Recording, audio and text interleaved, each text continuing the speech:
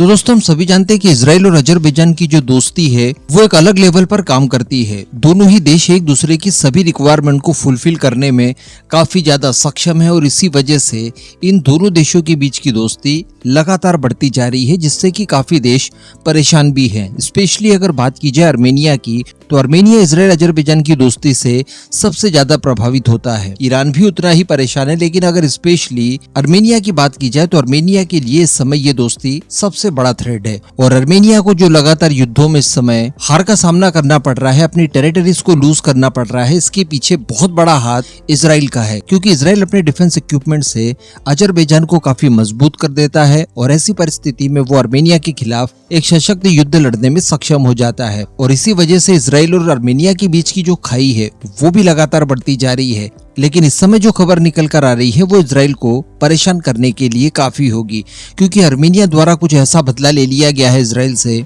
जिसका दंश इजराइल अगले कई दशकों तक भूल नहीं पाएगा। देखिए, पहले भी एक वीडियो में हम लोग बात कर चुके हैं जहां पर आर्मेनिया द्वारा पैलेस्टीन को समर्थन दिया गया। जिस तरह से इजराइल आर्मेनिया के दुश्मन अजरबैजान को समर्थन देता है, इस वजह से आर्मेनिया भी मजबूर है कि वो इजराइल के दुश्मन यानी पैलेस्टीन को अपना समर्थन दे, ताकि हिसाब कहीं ना कहीं बराबर हो। और वैसे आर्मेनिया एक बहुत ही छोटा सा देश है, कोई ज्यादा शक्तिशाली देश भी नहीं है, तो किसी के साथ खड़ा होना ना होना इससे कोई विशेष फर्क नहीं पड़ता। लेकिन अगर एक देश के तौर पर देखा जाए तो आर्मेनिया एक संप्रभु राष्ट्र है और उसका किसी के साथ खड़ा होना यानी अल्टीमेटली एक देश का साथ खड़े होने जैसा काउंट किया जाएगा। इसी बात का फायदा उठाते हुए आर्मेनिया द्वारा इजराइल के खिलाफ बड़ा दांव चलते हुए पैलेस्टीन को अपना समर्थन दे दिया गया है और पैलेस्टीन को एक राष्ट्र के तौर पर रिकॉग्नाइज कर दिया गया है। आप लोग पिछले कुछ समय से लगातार देख पा रहे होंगे कि इजराइल के ऊपर दबाव बनाने के लिए दुनिया भर के मैक्सिमम देश इस समय पैलेस्टीन को रिकॉग्नाइज करने की तैयारियां कर रहे हैं। कई सारे यूरोपियन देश आगे आए, उन्होंने पैलेस्टीन को एक देश के तौर पर रिकॉग्नाइज किया और ये मुहिम अब काफी तेजी से आगे बढ़ रही है और दुनिया के अलग अलग देश भी इस तरह की चीजें लगातार कर रहे हैं। वहीं पर नाम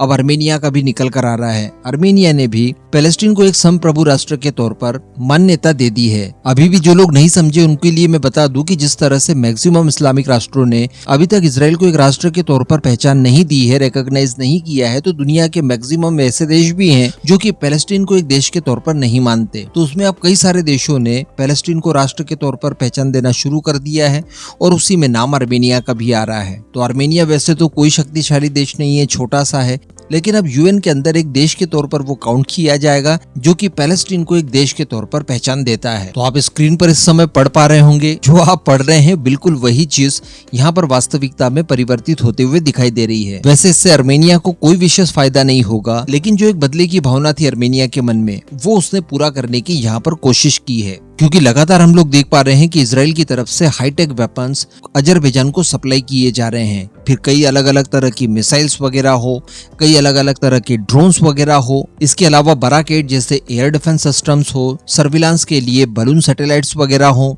एंड वो हर चीज जो कि आर्मेनिया को युद्ध के दौरान डेंट पहुंचा सकती है, उन सारी चीजों की खेप इजराइल द्वारा अजरबैजान को भेजी जाती है। तो अब मैं यहाँ पर आपका ओपिनियन जानना चाहूंगा कि ये जो बदले की भावना से आर्मेनिया द्वारा कदम उठाया गया है, क्या आप इसको सही मानते हैं या फिर नहीं? नीचे कमेंट करके जरूर बताइएगा।